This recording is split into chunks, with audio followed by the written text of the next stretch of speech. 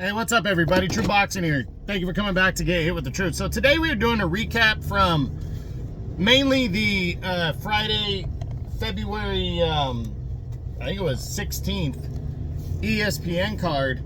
And we're also going to cover a couple fights that happened on Saturday as well that were on separate cards. Now, the February 16th ESPN card was headlined by the O'Shaquie Foster and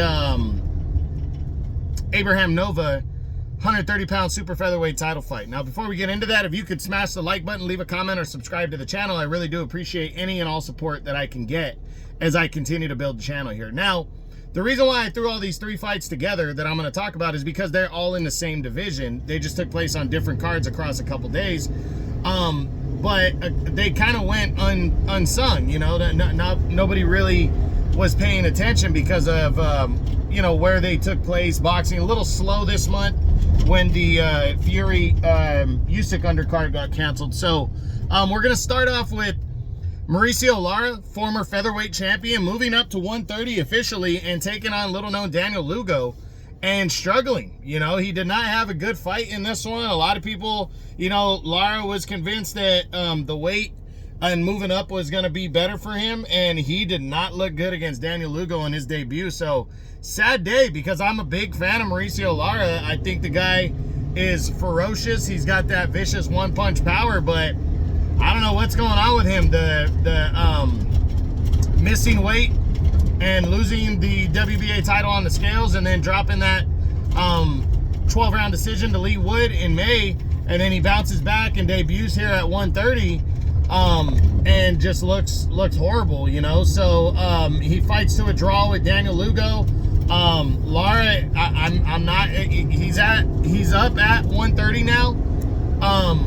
But based on what he's done, I'm probably not ranking him in the top 10 right now. I'm just not, you know. But based on what he's done, he's got, you know, of course he has the big knockout of Josh Warrington, and he knocked out Lee Wood in their first fight at 126, which is significant.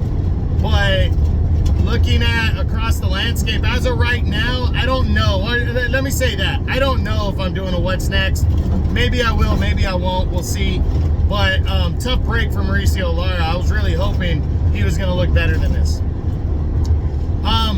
Then from a card from Tajikistan, I think is what it's called, you had Shavkat Rakhimov, the former 130-pound champion, returning from the loss against Joe Cordina last year by a split decision, was in a IBF final eliminator, taking on the hard-hitting knockout artist Eduardo Nunez from Mexico.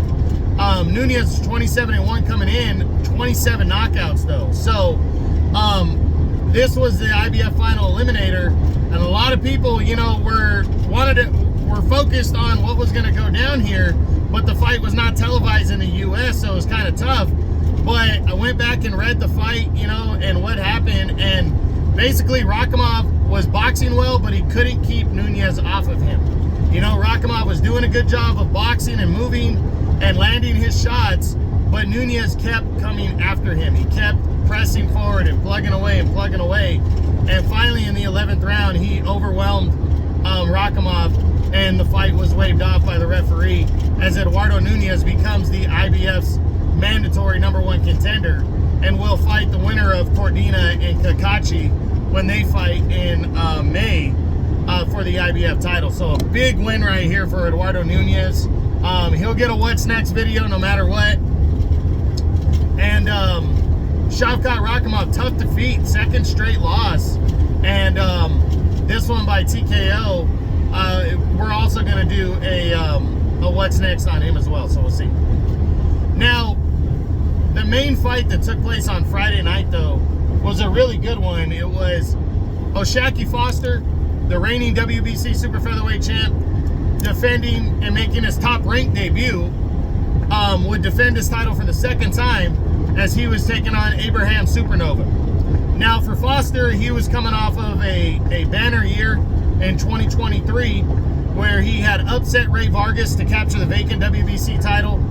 Then he came in against as a heavy favorite against his mandatory challenger Rocky Hernandez, and struggled in that fight, was getting defeated on the cards, and rallied in the late rounds to score a 12th round knockout to retain his title. So he was heading in here against Nova, who Nova only one loss on his resume, had been pretty impressive so far over his career, but hadn't beaten a significant fighter. And the only significant fighter, like really significant fighter he had faced was Robeisy Ramirez at 126. But what I noticed later on, I think the reason he looked so bad against Ramirez was because he moved down in weight from 130 to fight Ramirez, and then moved back up after he got knocked out. So coming into this one, I predicted, I said, hey, no, don't sleep on Nova. Nova's a good fighter, and I think he can make a good fight out of this, and he did. It was a very good fight. First half of the fight, Nova was probably ahead on all the cards. He was boxing well, and he was outworking Foster, but Foster conserving that stamina, that extra, step in the second half of the fight, he just turned it on in the second half and outworked Nova. And it was a good action though. They were even on punches, but he was just landing the better shots. And then he kind of sealed the deal in the 12th round. He needed the 12th round to secure the victory, because if he would have lost that 12th round, it probably would have been a draw, based on what the scorecards ended up being. But he ended up walking away with a split decision win.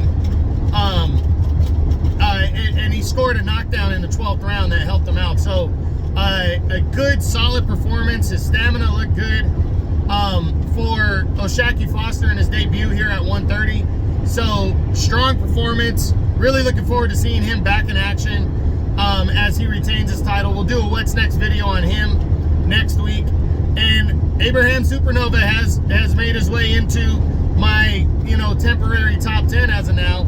So I think I'm gonna give him a top 10, a What's Next video as well next week. So big wins for O'Shaquie Foster and Eduardo Nunez, and statements in defeat, strong performances in defeat out of Abraham Supernova and Shavkat Rakhimov, and then just a lame duck performance for former champion Mauricio Lara. So that's it.